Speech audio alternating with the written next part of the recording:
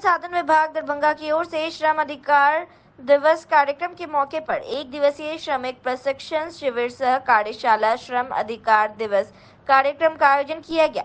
दरभंगा के लहरिया स्थित art and gallery Darbhanga auditorium में गुरुवार को कार्यक्रम का उद्घाटन दीप जलाकर दरभंगा के जिलाधिकारी राजीव रोशन के द्वारा किया गया। वहीं आयोजित इस कार्यक्रम के मौके पर कई लोग उपस्थित थे। श्रम अधिकार दिवस कार्यक्रम के मौके पर दरभंगा के जिलाधिकारी राजीव रोशन ने अपने संबोधन भाषण में कहा कि बिहार सरकार द्वारा दरभंगा जिला में चलाया जा रहा सभी सरकार प्रायोजित योजनाओं का तत्परता के साथ क्रियान्वयन कर रहा है। जिलाधिकारी ने श्रम विभाग के सभी अधिकारियों को भी साधुवाद देते हुए कहा कि केवल तत्परता के साथ सभी योजनाओं में जरूरतमंद को समय के साथ लाभ पहुंचाते हैं और इसमें दरभंगा जिला हमेशा राज्य में टॉप 5 पर तो रहता ही रहता है, कई बार पहले और दूसरे स्थान पर भी रहता है। जिलाधिकारी ने कहा कि बिहार सरकार के द्वारा श्रमिकों के लिए जो स्कीम चलाई जा रही है, सभी स्कीम के बारे में इन लोगों को जानकारी दी गई। श्रम संसाधन विभाग के जितने भी स्कीम हैं, उन तमाम स्कीम को त्वरित गति से निष्पादन किया जा रहा है। अलग अलग कई योजनाओं से संबंधित लघु को चेक भी प्रदान किया गया जिलाधिकारी के हाथों। सबसे पहले मैं दरभंगा जिला के सभी श्रमिक बंधुओं एवं बहनों को ढेर सारी शुभकामना देना चाहूंगा। आज की इस कार्यशाला में श्रम संसाधन विभाग द्वारा चलाई जा रहे सभी स्कीम्स के बारे में आप लोगों को जानकारी दी जाएगी।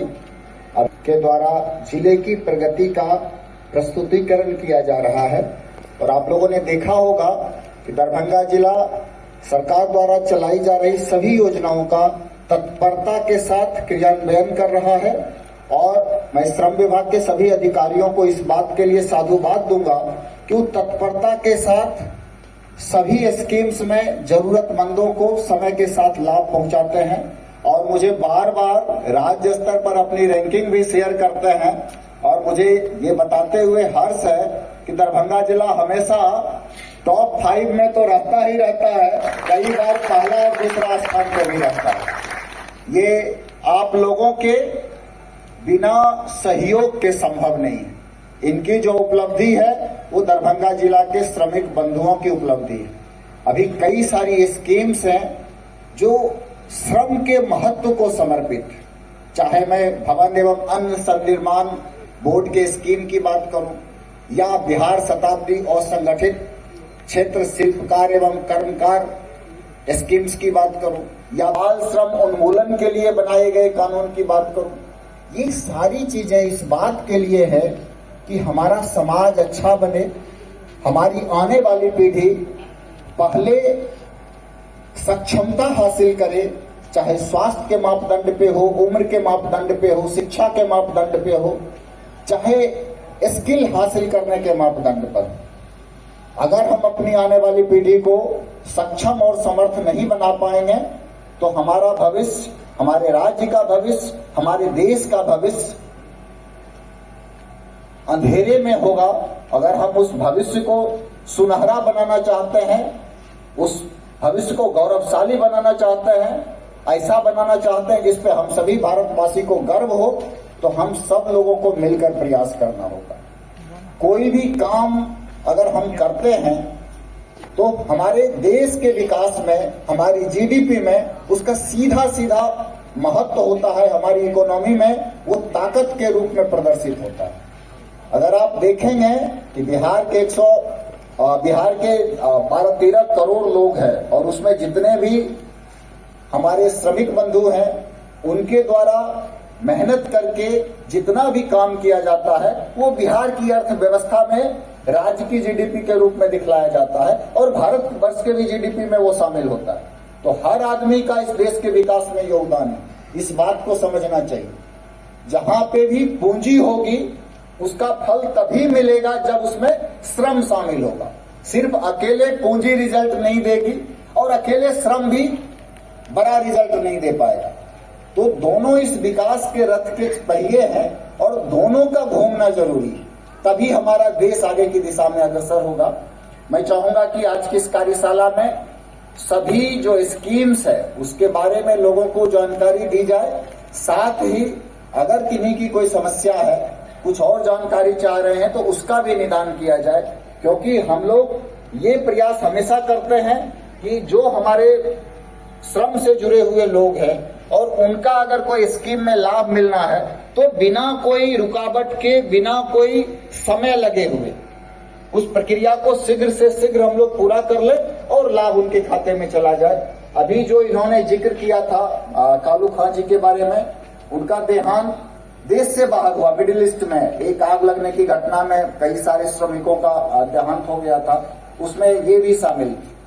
घर के लोगों को इन्होंने लगातार मदद किया, हम लोग लगातार संपर्क में भी रहे, किस प्रकार से उनकी बॉडी की पहचान हो, डीएनए वगैरह लेकर के फिर पहचान स्थापित हुआ और लगातार वो प्रयास करके, और ये जो लाभ की बात है ये हम लोग कर रहे हैं। बाल श्रम के बारे में हम लोग लगातार बैठक करते हैं, लेकिन बाल श्रम जो है हमारे समाज के लिए कलंक है, ये आप सब लोगों को समझना होगा। हमारे बच्चे अगर शारीरिक रूप से अपना विकास किए बिना, पढ़ाई लिखाई स्किल सीखे बिना अगर श्रम में लगते हैं तो शुरू में भले लगेगा कि 2 पैसे की आमदनी हो रही है, लेकिन हम उसका जीवन बर्बाद कर रहे होते हैं।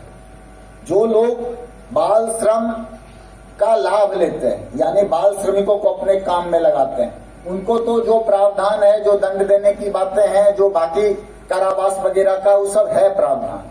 लेकिन हमें यहाँ समझने की ये जरूरत है कि माता पिता और समाज की भी उतनी ही बड़ी जवाबदेही है। उन्हें जागरूक करने की जवाबदेही है, उन्हें इस बात को समझने की जवाबदेही है कि अगर हमारा कोई बच्चा है, हमारे समाज का कोई बच्चा है, तो जब तक वो 18 वर्ष की आयु प्राप्त ना कर ले, पर्याप्त स्किल ना प्राप्त कर ले, शिक्षा दीक्षा ना हासिल कर ले, तो हम अगर उसे काम में लगाएंगे, एक तो जीवन भर कभी भी अच्छे काम के योग्य, अधिक आमदनी के योग्य नहीं हो पाएगा और उसका शारीरिक और मानसिक विकास अवरुद्ध हो जाएगा। तो हमें इस प्रकार के लोगों पे भी लगाम लगाने की जरूरत होगी, निगरानी रखने की जरूरत होगी, जो समाज में घूम घूम करके कई बार गरीब लोगों के माता पिता को टारगेट करते हैं, गरीब परिवार को अपना टारगेट बनाते हैं, तरह तरह के सपने दिखाते हैं और उनके घर से बच्चों को ट्रेन में भर करके कहीं और कई तरह की चीजों में लगा देते हैं और उससे कई प्रकार की अपराध की प्रवृत्ति भी आगे बढ़ती है। आप देखिएगा कि अपराध कई प्रकार के निकल करके सामने आते हैं। कई बार आप देखेंगे अंग तस्करी है या फिर उसको अन्य संकट से जुड़ा हुआ जो व्यवसाय है जिसमें खतरा रहता है, उसमें छोटे बच्चों को जोड़ दिया जाता है, उसकी समझ उतनी विकसित नहीं होती। ये सारी चीजों के प्रति आप लोगों को अवेयर होना है, जागरूक होना है और सिर्फ होना ही नहीं है, पूरे दरभंगा के सभी लोगों को जागरूक करना है। श्रम हर किसी का अधिकार भी है। आप देखिएगा कि हर किसी को श्रम के हिसाब से काम मिले, इसी बात को ध्यान में रख करके मनरेगा जैसी स्कीम्स लाई गई थी और उसे कानून के रूप में एक दर्जा दिया गया था कि कोई भी आदमी अगर काम करना चाहेगा तो उसको काम दिया जाएगा, उसे कोई काम से मना नहीं कर सकता है। और अगर काम मांगने के बाद एक निर्धारित समय पे काम नहीं दिया जाएगा तो उसमें उसको बेरोजगारी भत्ता देने का भी प्रावधान है।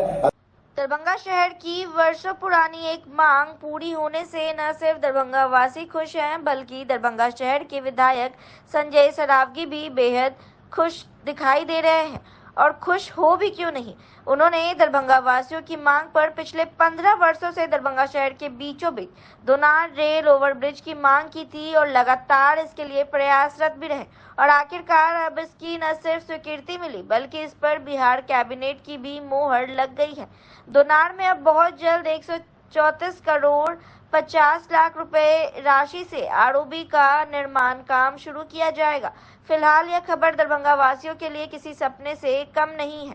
दोनार चौक दरभंगा शहर का सबसे व्यस्ततम चौराहा है और यहाँ चंद कदम की दूरी पर रेलवे घूमती होने के कारण लगातार ट्रेन की आवाजाही होने की वजह से रेल फाटक बंद रहता है। ऐसे में सड़क पर वाहनों की लंबी कतार लग जाती है और दिन भर जाम की स्थिति बनी रहती है। इसी जाम से निजात पाने के लिए जब लोगों ने दोनार आरओबी की मांग नगर विधायक से की, तब विधायक संजय सरावगी ने सदन में जनता की मांगों को रखा था, जिसे तकरीबन 15 वर्षों बाद स्वीकृति मिली है। यहाँ आरओबी बन जाने के बाद न सिर्फ शहर के लोगों को जाम से मुक्ति मिलेगी, बल्कि इस रास्ते दूर दराज इलाके जाने वाले लोगों को भी राहत मिलेगी।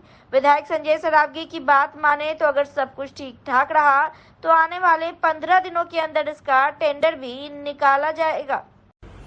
दोनार रेल ओवरब्रिज 134 करोड़ की लागत से कैबिनेट ने स्वीकृत कर दी। इसमें राज्यांश 106 करोड़ है। बहुत दिनों से यह दरभंगा की प्रतीक्षित मांग थी। कुशेश्वर से लेकर दरभंगा तक लगभग 60% आबादी दरभंगा जिला के इससे जो है प्रताड़ित रहती थी। पूरा शहर जाम रहता था। मैं लगभग 15 सालों से इसके स्वीकृति के लिए लगा था। मैं माननीय प्रधानमंत्री जी, माननीय मुख्यमंत्री जी, दोनों उप मुख्यमंत्री जी के प्रति आभार प्रकट करता हूं दरभंगा के लोगों की तरफ से। और मेरी विभाग के अपर मुख्य सचिव श्री प्रत्यय अमृत जी से बात हुई है कि एक पखवाड़ा के अंदर जो है इसका टेंडर हो जाएगा। तो निश्चित रूप से बड़ी उपलब्धि होगी जब दरभंगा में यह आरओबी बनकर तैयार हो जाएगा।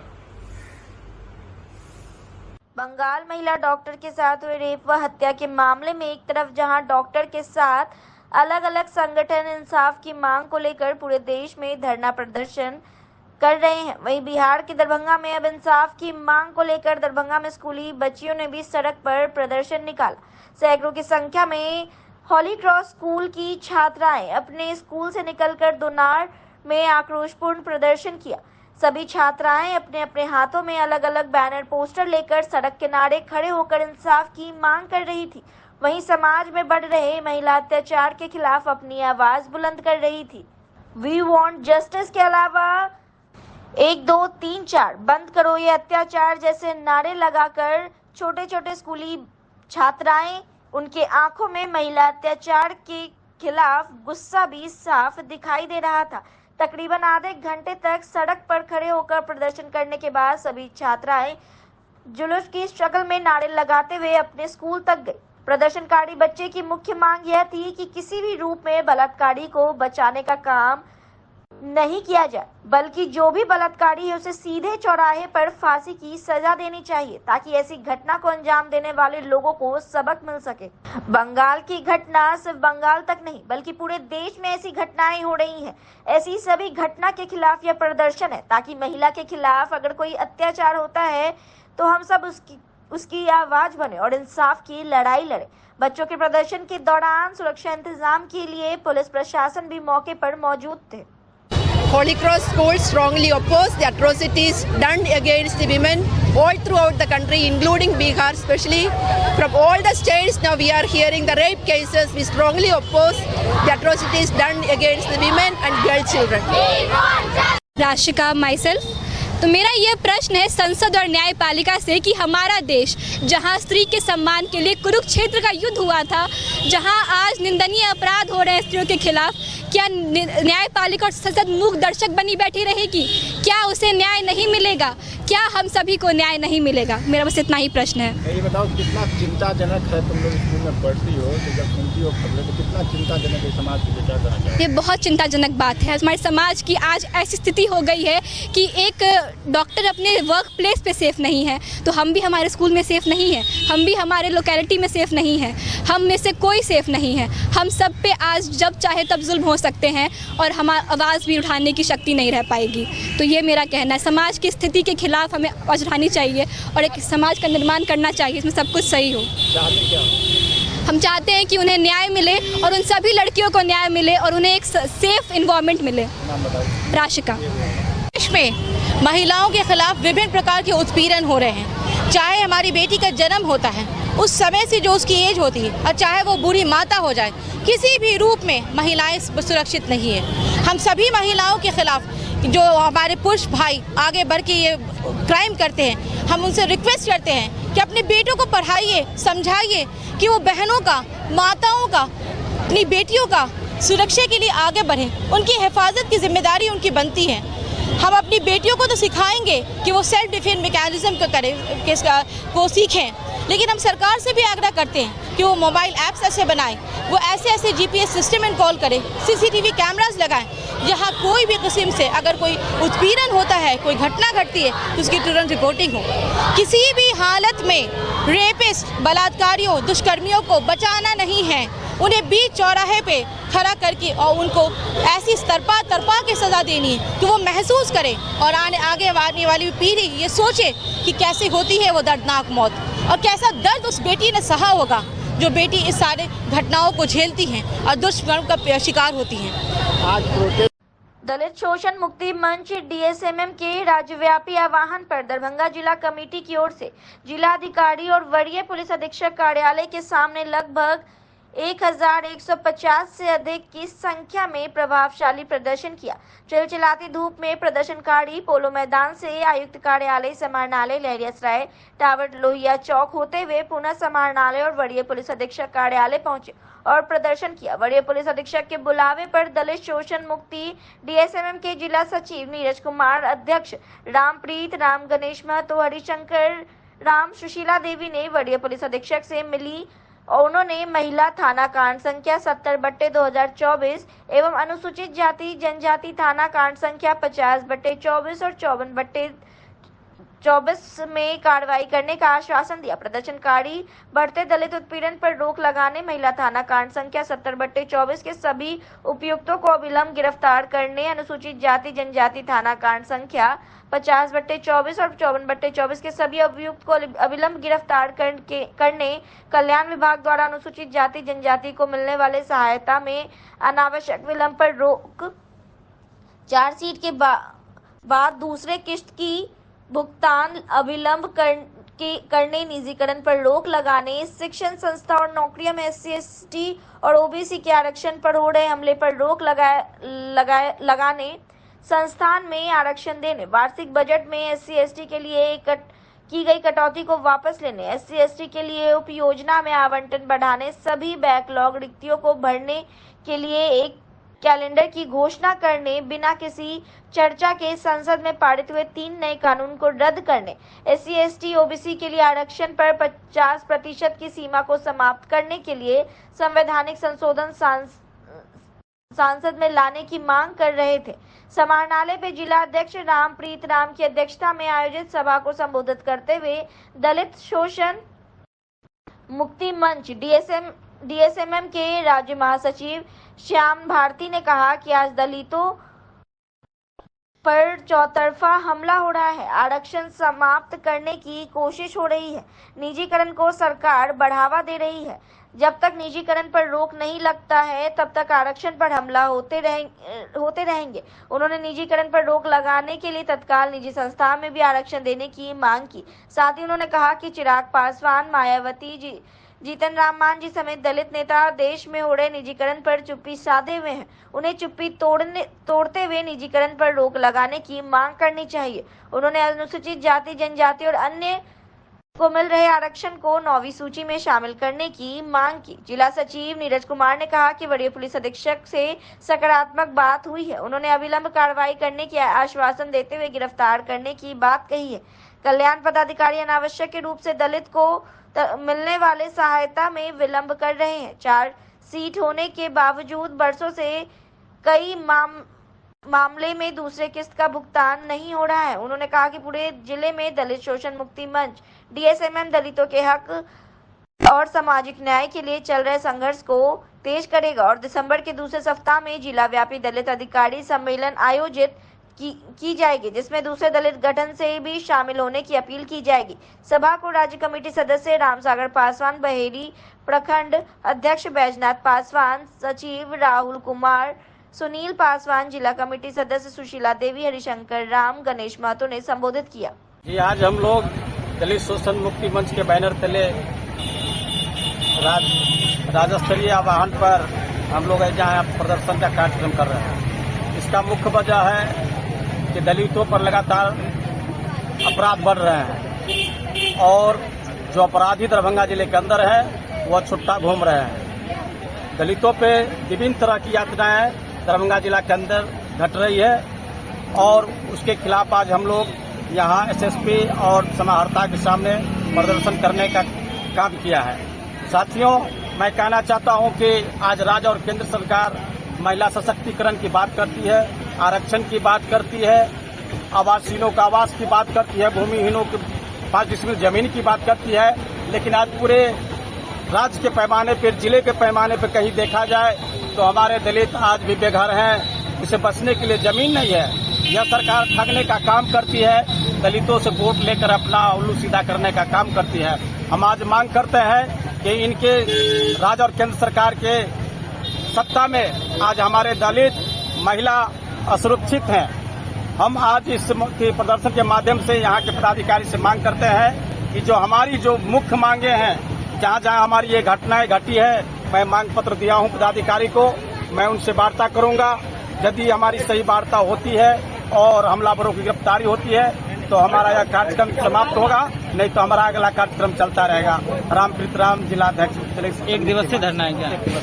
लिए आप लोग यहाँ प्रदर्शन कर रहे हैं? आज दलित शोषण मुक्ति मंच DSMM के राज्यव्यापी आह्वान पर आज समाहरणालय और SSP कार्यालय के सामने आज दलित शोषण मुक्ति मंच के कार्यकर्ता दलितों के अधिकार पर जो हमले हो रहे हैं, दलित उत्पीड़न जो बढ़ रहा है, निजीकरण है और दलितों के जो जन समस्या है, दलितों का जो अधिकार है, सामाजिक न्याय है, इसके लिए आज यहाँ प्रदर्शन करने आए हैं। हम बताना चाहते हैं जो दरभंगा जिले में लगातार दलित उत्पीड़न की घटनाएं हो रही है। अभी मोरो में दलित उत्पीड़न की घटनाएं हुई, भच्छी में नाबालिग लड़की के मुसहर लड़की के साथ यौन शोषण किया गया, तुर्की में दलितों की पिटाई हुई, खलवाड़ा में दलितों की पिटाई हुई है। इसमें जो SC/ST थाना में जो केस दर्ज है, उसके तमाम केस में अभियुक्तों की गिरफ्तारी हो, महिला थाना कांड संख्या 70/2024 में गिरफ्तारी हो। और ये जो आरक्षण जो निजी क्षेत्र में मिलना चाहिए, ये जो आरक्षण पर हमला हो रहा है, हम लोगों का मांग है जो निजीकरण, जब तक निजीकरण पर रोक नहीं लगेगा तब तक ये आरक्षण का लाभ नहीं मिलेगा। इसीलिए ये निजीकरण के सवाल पर आज तमाम राजनीतिक दल के लोग चुप्पी साधे हुए हैं। मायावती हो, मांझी जी हो या चिराग पासवान हो, निजीकरण के खिलाफ नहीं बोलते हैं। हमारा समझ है, DSMM का समझ है, जो जब तक निजीकरण पर रोक नहीं लगेगा तब तक सही मायने में आरक्षण का लाभ नहीं होगा।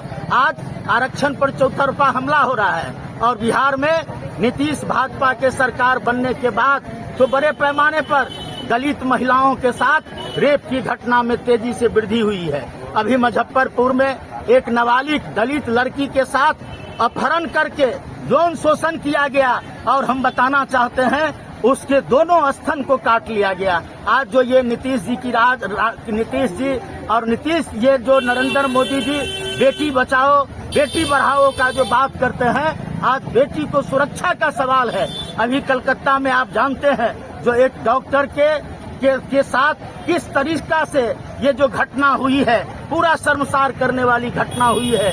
डॉक्टर को बलात्कार करने के बाद, रेप करने के बाद हत्या कर दी गई है। हम इसका निंदा करते हैं और दलितों के लिए जो बैकलॉग है, जो बड़े पैमाने पर रिक्तियां हैं, जिस पर जो भरने का कोशिश नहीं हो रहा है, उस पर हम तमाम रिक्तियां को भरने की मांग करते हैं। श्याम भारती, दलित शोषण मुक्ति मंच, राज्य महासचिव। दरभंगा नगर निगम व्यवसायी महासंघ ट्रस्ट के अध्यक्ष अशोक नायक की अध्यक्षता में BK रोड रहरियासराय के सैकड़ों दुकानदारों ने समाहरणालय स्थित धरना स्थल पर अपनी 9 सूत्री मांगों को लेकर महाधरना दिया। मांगे कुछ इस तरीके से थी। जिला पदाधिकारी राजीव रोशन द्वारा गठित 3 सदस्यीय जांच टीम के नगर आयुक्त भूमि सुधार, उप समाहर्ता सदर अंचलाधिकारी बहादुरपुर, VK रोड लहरियासराय नगर निगम बाजार भवन की 3 बिघा 6 दूर 51 धूड़ की केसरे हिंद भूमि की नापी कर अतिक्रमण कर अविलंब खाली करावे। नगर निगम पहले वर्तमान 74 दुकानों के पीछे खाली जमीन पर दुकान भवन निर्माण कराकर विस्थापित दुकानदारों को बिना शर्त दुकान आवंटन कर पुनः स्थापित करे और फिर दुकान खाली करावे। नगर आयुक्त और पीड़ित दुकानदारों को बाजार भवन निर्माण के लिए स्थलों व जमीन को लेकर नगर निगम के कई कर्मचारी और अभियंता दिग्भ्रमित करना बंद करे। नगर निगम द्वारा एक सेट दुकानों को हटाने की योजना के विरोध में नगर आयुक्त को महासंघ द्वारा अनुज्ञप्तिधारी दुकानदारों को होने वाली परेशानी, भुखमरी और अन्य समस्याओं के संबंध में कई लिखित आवेदन देकर ध्यान आकृष्ट कराया गया। इस गंभीर समस्याओं को अविलंब निदान करे। अनुज्ञप्तिधारी दुकानदार एवं नगर निगम के बीच किराया एग्रीमेंट में दुकान खाली कराने का कोई शर्त नहीं है, इसका पालन हो। वर्तमान दुकानदारों के दुकान में लगे हुए रैक, काउंटर, फर्नीचर और डेकोरेशन दुकान खाली करने पर पूर्ण रूप से बर्बाद हो जाएगी, जिसकी लागत लगभग 5 लाख रुपए की राशि का क्षतिपूर्ति नगर निगम को देना होगा। अधिकांश दुकानदार गरीबी रेखा के अंदर अपना व्यवसाय चला रहे हैं और अपने व्यवसाय को चलाने के लिए राष्ट्रीयकृत बैंकों से ऋण प्राप्त किया है। एकाएक व्यवसाय बंद होने से उधारी राशि के डूबने की पूर्ण संभावना है। दुकानदारों के पारिवारिक बच्चे शिक्षा से वंचित हो जाएंगे, कारण आय का कोई दूसरा साधन नहीं है। दुकानदारों के बीच डर और भय बना हुआ है। वहीं बैंक ऋण चुकता नहीं करने पर दुकानदारों को जेल भी जाना पड़ सकता है, जिसके कारण दुकानदार आत्महत्या करने पर विवश होने की पूर्ण संभावना है। इसकी सारी जवाबदेही दरभंगा नगर निगम प्रशासन की होगी। वर्ष 2013-14 में तत्कालीन नगर आयुक्त महेंद्र कुमार और महासंघ की बैठक में लिए गए निर्णय का पालन करते हुए छूटे हुए दुकानदारों को नामांतरण कार्य अविलंब करे। तत्कालीन जिला पदाधिकारी और दरभंगा नगर पालिका के द्वारा सुनियोजित योजना अंतर्गत दरभंगा नगर पालिका के स्वामित्व वाले बाजार भवन क्षेत्र बीके रोड लहरियासराय स्थित 74 दुकानों को वर्ष 1974-75 में पक्काकरण कर विस्थापितों को स्थापित करने के उद्देश्य से आबाद किया गया था। नगर निगम की उप महापौर नाजिया हसन ने धरना को संबोधित करते हुए कहा कि व्यवसायियों की मांग जायज है, मेरा पूर्ण समर्थन है। दुकानदारों को पुनः स्थापित कराने के लिए नगर निगम में भी पुरजोर आवाज उठाते हुए लड़ाई भी लड़ूंगी। सीपीएम के श्याम भारती माले के नंद कुमार सिंह ने कहा कि अनुज्ञप्तिधारी दुकानदारों की मांगों का समर्थन करते हुए जिला पदाधिकारी और नगर आयुक्त से मांग की कि अविलंब पहले पुनः स्थापित करे, फिर दुकानों को खाली करावे, अन्यथा मेरी पार्टी सड़क पर उतरेगी। धरना को देवेंद्र झा, फूल बाबू चौधरी, चिरंजीव चौधरी, मोहम्मद ओवैस, मोहम्मद नन्हे, मोहम्मद राजा, सुमन गुप्ता ने भी संबोधित किया। नगर निगम व्यवसायिक संघ के द्वारा जो ये आंदोलन हो रहा है, इनका जायज मांग है, इनके मांग का हम समर्थन करते हैं। और हाई कोर्ट का भी निर्णय है जो बिना वैकल्पिक व्यवस्था का आप किसी को हटा नहीं सकते। ये लोग तो नगर निगम से जुड़े हुए हैं। नगर निगम का जब बगल में जमीन है तो उस जमीन पर दुकान बना दे और तब इन लोगों का स्थानांतरण कर दे और उसके बाद हटा दे। 3 बीघा बहुत बड़ी जमीन है, बहुत बड़ा मार्केट कॉम्प्लेक्स, बहुत बड़ा मार्केट हो सकता है, कॉम्प्लेक्स हो सकता है। ये तो तमाम लोग बेरोजगार हैं, गरीबी रेखा के नीचे, उसके ऊपर ध्यान। ये क्या मंशा क्या लग रहा है? ये पूरी हम कहना चाहते हैं जो ये गलत है, ये मंशा नगर निगम का ठीक नहीं है। और हम दूसरी बात जो कहना चाहते हैं, जो आज दरभंगा जिले में लगातार फुटपाटी दुकानदारों को हटाया जा रहा है, फल व्यवसायियों को हटाया जा रहा है। अभी जो यहाँ ये ट्रैफिक दरोगा है, पूरा पुलिस राज कायम किए हुए है। अभी 1 सप्ताह पहले यहाँ हजमा चौराहा पर जितने ठेला पर फल बेचने वाले लोग हैं उनको मार के भगा दिया गया। हम कहना चाहते हैं ये पूरी जब तक वैकल्पिक व्यवस्था नहीं किया जाता है तब तक किसी को हटाना गलत है। इसीलिए हम हटाने से पहले वैकल्पिक व्यवस्था की मांग करते हैं। श्याम भारती, सीपीएम राज्य सचिव मंडल से 76 में शिफ्ट किए, 76 से अभी तक हम लोग हैं, 50 वर्ष होने जा रहा है। दरभंगा व्यवसायिक महासंघ के हम उपाध्यक्ष हैं और हमारे डिस्ट्रिक्ट बोर्ड प्लस हमारे सब पार्टी का और वार्ड में 48 वार्ड के वार्ड अध्यक्ष मैंने वार्ड काउंसलर भी हम लोग को सपोर्ट किए हैं। सभी पार्टी के जिला अध्यक्ष भी सपोर्ट किए हैं। हम खुद हैं आपको लोक जनशक्ति पार्टी के जिला अध्यक्ष प्रत्याशी बहादुरपुर, विश्वोत्तरी सदस्य भी हैं। यह जो इनका योजना है, योजना में कोई कुछ है ही नहीं। योजना इनका पहला नक्शा था, आपको मंदिर से सीधे पीछे होकर के किसी का छतरी नहीं होता, वो नहर होकर था और लाना था, पूरा मार्केट भी बनता और पुल भी बनता, अब विकास का आधार बढ़ता। लेकिन इन लोगों नए दुकानदार भी आते और बाजार का स्रोत भी होता, नगर निगम का स्रोत भी बढ़ता। लेकिन क्या प्रशासन में क्या सोच है नहीं है, इसका हम लोग नहीं कर सकते हैं। हम लोग अभी तक सूचना नहीं मिली है, लेकिन गुप्त सूचना है इन लोगों का योजना बन रही है। क्योंकि दरभंगा नगर निगम में आपको हम लोगों के दुकान के पीछे 3 बीघा 6 धूर 51 धूर की जमीन है, 5 लोग खेसरा भी है जो हिंद केसरी बिहार सरकार भारत सरकार का, उसमें हम लोग को शिफ्ट करके दुकान बना कर दे दें। हम लोग स्वतः खाली कर देंगे, इनका पुल भी बन जाएगा, हम लोग स्वतः तैयार हैं। और अगर हम लोग यह मांग पूरी नहीं होगी तो अभी तो हम लोग शांतिपूर्ण धरना किए हैं, उसके बाद टावर पर करेंगे, आंदोलन करेंगे। अगर मान लीजिए ऐसा हो जाएगा, क्योंकि हर एक दुकानदार के पीछे सबका लोन है, सबका बाल बच्चा बाहर पड़ता है, अगर क्या करते हैं मजबूर होकर के सब बैंक से दुकान सुविधा रोड पर आएगा, सर्टिफिकेट करेंगे, पुलिस का दोषी बिहार सरकार और नगर आयुक्त होंगे। परिचय दे दें। देवेंद्र कुमार झा, लोक जनशक्ति पार्टी जिला अध्यक्ष, पूर्व प्रत्याशी बहादुरपुर, डिस्ट्रिक्ट सदस्य और व्यवसाय महासंघ के उपाध्यक्ष। व्यवसायियों को क्या जो आज दरभंगा नगर निगम व्यवसायी महासंघ पीके रोड के जो दुकानदार हैं, उन लोगों का जो मांग है, उस मांग के समर्थन में आज हम लोग 1 दिवसीय महाधरना करके जिला प्रशासन को चेतावनी देने का काम कर रहे हैं। आपको जानना चाहिए कि नगर निगम का बीके रोड में 74 दुकान है, जिसमें 61 दुकान को नगर निगम हटाने की योजना बना रही है।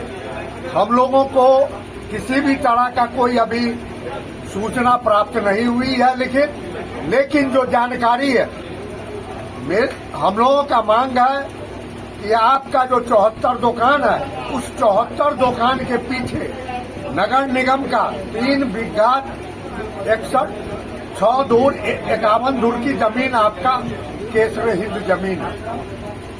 आप वहां पर वैकल्पिक हम लोगों को दुकान बना करके दे दीजिए, हम लोग स्वतः दुकान को खाली करके आपको हैंड ओवर कर देंगे, लेकिन पहले हम लोगों को दुकान बना करके देना होगा। यही मांग हम लोगों का, कारण कि वह जो 61 दुकानदार है, उसके पास आय का कोई दूसरा साधन नहीं। कई बैंक से लोन लिए हुए हैं दुकानदार, दुकान खाली होने के बाद तो एक उधारी रुपया बुड़ जाएगा। आय का जब कोई साधन नहीं है तो भरण पोषण पर समस्या होगा। उसके बाल बच्चा जो बाहर पढ़ रहे हैं, वह पढ़ाई से वंचित हो जाएंगे। बैंक का जो ऋण है, वह ऋण कहाँ से देगा? अगर ऋण नहीं चुकता करेगा तो बैंक जेल भेजने का काम करेगा। तो जो परिस्थिति की संभावना है, जो इस परिस्थिति में कई दुकानदार आत्महत्या भी करने के लिए मजबूर हो जाएगा, जिसका पूरी जिम्मेवारी नगर आयोग, नगर निगम प्रशासन पर होगी। पूर्वक आंदोलन कर रहे हैं, हम नहीं माना जाएगा, फिर हम लोग उग्र आंदोलन भी शुरू करेंगे। अविलंब जो उनका जमीन है 74 दुकान के पीछे, उसको नापी करावे, 3 बीघा को मन को खाली करावे, बना करके दे। अशोक नायक, दरभंगा नगर निगम व्यवसायी महासंघ के अध्यक्ष। आज ललित नारायण मिथिला विश्वविद्यालय में छात्र राष्ट्रीय जनता दल की विश्वविद्यालय इकाई ने अध्यक्ष अभिषेक राम के नेतृत्व में एक प्रभावशाली धरना प्रदर्शन का आयोजन किया। इस आंदोलन का उद्देश्य विश्वविद्यालय में व्याप्त अराजकता, भ्रष्टाचार और प्रशासनिक अव्यवस्था के खिलाफ आवाज उठाना था। धरना स्थल पर बड़ी संख्या में छात्र छात्राओं ने भाग लिया और विश्वविद्यालय प्रशासन के खिलाफ अपने आक्रोश का प्रदर्शन किया। धरना के दौरान पूर्व विश्वविद्यालय प्रभारी कृष्ण कुमार यादव और पीयूष यादव ने संयुक्त बयान जारी करते हुए कहा कि मिथिला विश्वविद्यालय जो भी कभी शैक्षणिक उत्कृष्टता का केंद्र हुआ करता था, आज प्रशासनिक अनियमितताओं और भ्रष्टाचार के कारण शैक्षणिक दृष्टिकोण से पिछड़ता जा रहा है।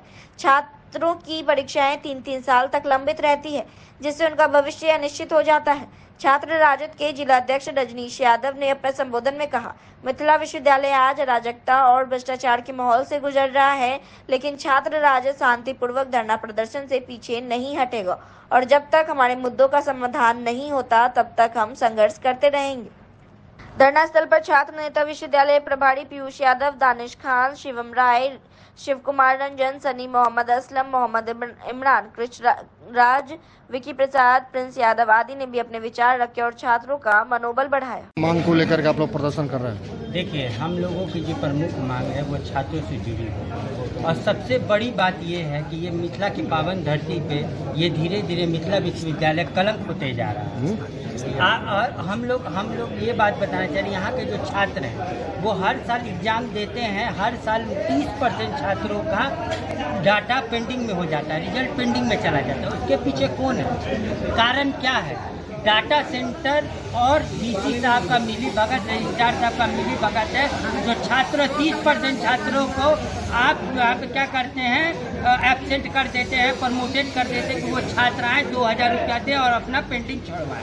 ये व्यापक मात्रा में ये अभी यहाँ का भ्रष्टाचार चल रहा है। पूछने पे, डीसी साहब से पूछने पे सीधी सी बात होती है कि हम लोग यहाँ के दलालों पे कंट्रोल ला रहे हैं, मगर वो क्या ला रहे हैं? ये तो मुख्यमंत्री वाला हाल हो गया कि दारू बंद है, दारू बंद है, मगर चारों तरफ दारू बिक रहा है। वैसे ही मिथिला विश्वविद्यालय में दलाली बंद है, दलाली बंद है, चारों तरफ दलाली हो रही है। आप अभी घूम लीजिए, 10 दलाल आपको मिल जाएंगे। एक पेपर हाथ में रखिए, लाइए हम कर देते हैं 2000 में, लाइए हम 2500 में काम आपका कर देते हैं। कौन करवा रहा है? डाटा सेंटर करवा रहा है, एग्जाम कंट्रोलर करवा रहा है, VC करवा रहा है, रजिस्ट्रार करवा रहा है, सब मिल के करवा रहे हैं। तो ये चीज़ बंद होनी चाहिए। आवाज़ से VC को अपने ऑफिस पे बैठना होगा, ये सबसे इम्पोर्टेंट है कि आवाज़ से VC जो अपने आवाज़ पे जाके अपना सिंहासन अजमा लिए हैं, यहाँ का चेयर को खून खा रहा है, उस चेयर का कौन देखभाल करेगा? 4 AC लगा हुआ है, ऐसे ही AC चल रहा है, बिजली बिल उठ रहा है, मगर VC साहब तो अपने आवाज़ पे से आसन पे हैं। वो क्या कर रहे हैं? ऑफिस नहीं आ रहे हैं, पेमेंट अपने रूम में रह के बेड पे रह के उठा रहे हैं। तो क्या हाल होगा? यहाँ के गार्डों का हाल देख लीजिए, बारिश होती है भीगते रहते हैं गार्ड। VC साहब अपना आराम कर रहे हैं और सब, न लाइट की व्यवस्था है, छत नहीं है उनके ऊपर, बूढ़े बूढ़े गार्ड यहाँ लाठी लेके खड़े हैं, ठिठुर रहे हैं, मगर आप वहाँ पे AC के हवा में आराम से सो रहे हैं। ये हमारी मुद्दा है। हम इस चीज को मांग करते हैं कि उन लोगों को उत्तम व्यवस्था किया जाए, उन लोगों के लिए बढ़िया व्यवस्था किया जाए। हम सब की मांग करते हैं। नाम बताइए। मेरा नाम अभिषेक कुमार राम हुआ, मैं अध्यक्ष हूँ छात्र राजन ललित नारायण मिथिला विश्वविद्यालय। क्या आप लोग धरना पर हैं? जी, हमारी मांग है कि विश्वविद्यालय में अभी ऐसा अनेकों कॉलेज है जिसका NAC एक्रीडेशन बाकी है, उसको NAC एक्रीडेशन के कारण कॉलेज का विकास बाधित है और हमारी ये मांग है कि NAC को एक्रीडेशन अविलंब करवाया जाए। दूसरी मांग है कि मिथिला विश्वविद्यालय जैसा कि आप लोग जानते हैं, नाम बड़ा और दर्शन को छोटा है, ये कहावत इस विश्वविद्यालय की कार्यशैली से मिलती जुलती है। क्योंकि हमारी मांग है कि मिथिला विश्वविद्यालय को सेंट्रल विश्वविद्यालय बनाया जाए, लेकिन विश्वविद्यालय के वाइस चांसलर की वजह से घोर लापरवाही अपनाई जा रही है, जिसके कारण इसका जो पेपर सेटअप में विलम्ब का काम हो रहा है। इसके अलावा कॉलेज छात्र रहेंगे तो विश्वविद्यालय रहेगा, विश्वविद्यालय रहेगा तो कॉलेज रहेगा, लेकिन नीचे से ऊपर तक कोई तालमेल नहीं है, केवल भ्रष्टाचार का बोलबाला है और अधिकारियों के द्वारा छात्रों को हर तरीके से शोषण किया जाता है। अपना नाम बताइए। मेरा नाम पीयूष यादव, मिथिला विश्वविद्यालय प्रभारी, छात्र राष्ट्रीय जनता दल। हम लोग 11 सूत्री मांग लेकर विश्वविद्यालय में, इससे पूर्व भी विश्वविद्यालय कमेटी के द्वारा यहाँ आंदोलन किया गया था, पुतला दहन किया गया था, लेकिन आज तक उस आलोक में एक भी काम विश्वविद्यालय प्रशासन के द्वारा नहीं किया गया। इसीलिए पुनः हम लोग फिर से आज पूरे विश्वविद्यालय बंद करके और धरना दे रहे हैं, आंदोलन कर रहे हैं। किस कारण से? ये आप देख लीजिए, अभी रिसेंट में जो सबसे बड़ा समस्या आ रहा है, जो भी पार्ट 1, पार्ट 2, पार्ट 3 का विद्यार्थी परीक्षा दिए हैं, भारी मात्रा में रिजल्टों के साथ छेड़छाड़ हुआ है, एब्सेंट कर दिया गया, 0 नंबर दे दिया गया। इस तरह से विद्यार्थियों को इतना परेशान किया गया कि आज भी देख रहे होंगे कि किस तरह से भीड़ है। जब विद्यार्थी एग्जाम देता है तो एडमिट कार्ड में किसका कौन सा विषय है, किस दिन विषय हुआ, कौन से कॉपी नंबर है, वो सारा कुछ लिख के लाता है। लेकिन इससे पूर्व में सिर्फ एडमिट कार्ड लाता था, एडमिट कार्ड के थ्रू उसका रिजल्ट खोज के, कॉपी खोज के उसका रिजल्ट ठीक कर दिया जाता था। लेकिन जब से विनोद ओझा जी बने हैं, तब से इनका एक और कारनामा शुरू हो गया है, विद्यार्थियों को परेशान करने। कि मेमो लेके कॉलेज से आइए। अभी एग्जाम जो बच्चे लोग देने जाते हैं एडमिट कार्ड लेकर के उस पर साइन भी होता है जी बिल्कुल साइन होता है, उसके बावजूद भी अब्सेंट कर दिया जाता है, ऐसा क्या कारण है? पर्यवेक्षक का साइन होता है, पर्यवेक्षक का साइन होता है। जब भी विद्यार्थी एग्जाम देते हैं तो कॉपी नंबर के बाद पर्यवेक्षक का एक साइन होता है। उस साइन के बाद आपका सारा कॉपी विश्वविद्यालय को सौंप दिया जाता है। यहाँ से कॉपी कहाँ चेक करवाते हैं। और मैं ये भी बता दूं कि इसमें भी एक बहुत बड़ा घोटाला पूर्व में भी आया है कि कॉपी चेक होने के लिए यहाँ से बेंगलोर जाता है, उत्तर प्रदेश जाता है। क्यों जाता है? यहाँ के शिक्षक नहीं है क्या कॉपी चेक करने के लिए? और यहाँ सबसे बड़ी बात है डाटा सेंटर।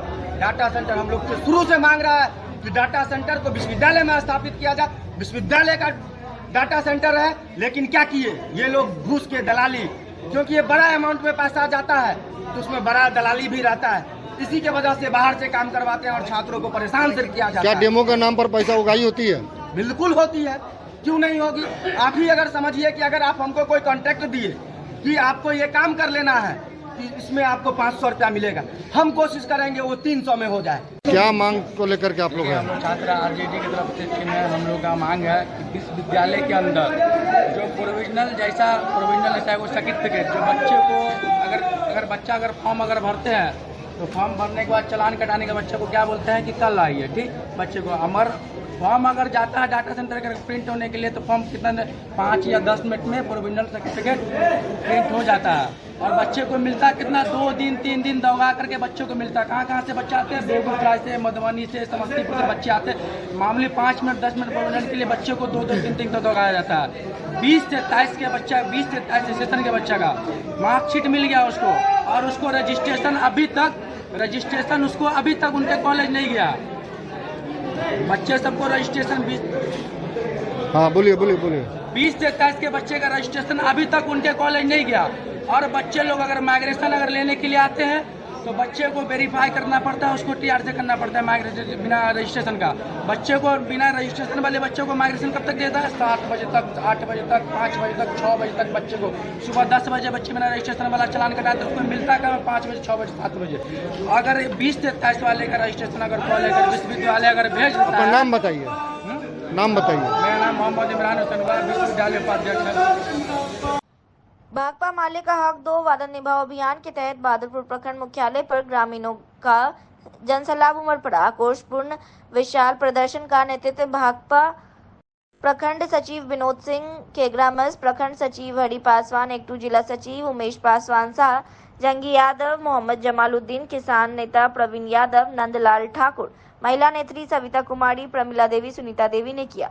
वहीं विशाल प्रदर्शन में शामिल आंदोलनकारी ने सभी महागरीबों को 6,000 रुपए की वार्षिक आय से कम का वार्षिक आय प्रमाण पत्र निर्गत करने, 95 लाख महागरीब परिवारों को रोजगार करने के लिए 2 लाख रुपए की सहायता राशि अविलंब देने, स्मार्ट प्रीपेड मीटर लगाने पर रोक लगाने, बसे हुए गरीबों को वाजगीत पर्चा देने, सभी भूमिहीनों को 5 डिसमिल जमीन देने, सबको प्रधानमंत्री मुख्यमंत्री आवास योजना के तहत पक्का मकान देने, मजदूर किसान से जमीन की दाखिल खारिज एवं सुधार परिमार्जन के नाम पर नाजायज रूप से घूस लेने पर रोक लगाने, एमएसपी की गारंटी करने, सिंचाई साधन कृषि यंत्र देने, रोजगार पलायन पर रोक लगाने, शिक्षा स्वास्थ्य सड़क ग्रामीण विकास से संबंधित मांगों के पक्ष में नारे लगा रहे थे।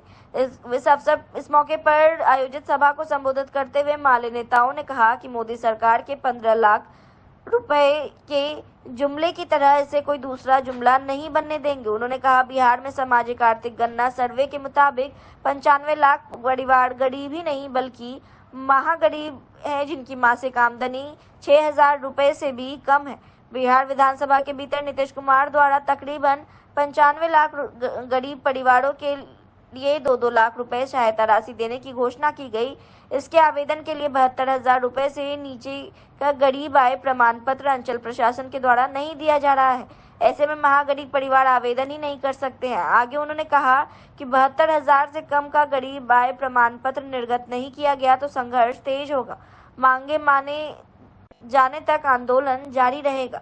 सभा को अन्य लोगों के अलावा माले नेता विजय यादव, परमेश्वर, अनिरुद्ध पासवान, अमर पासवान, किशन पासवान, रासो देवी, संगीता देवी, लाल बाबू लाल देव आदि ने संबोधित किया।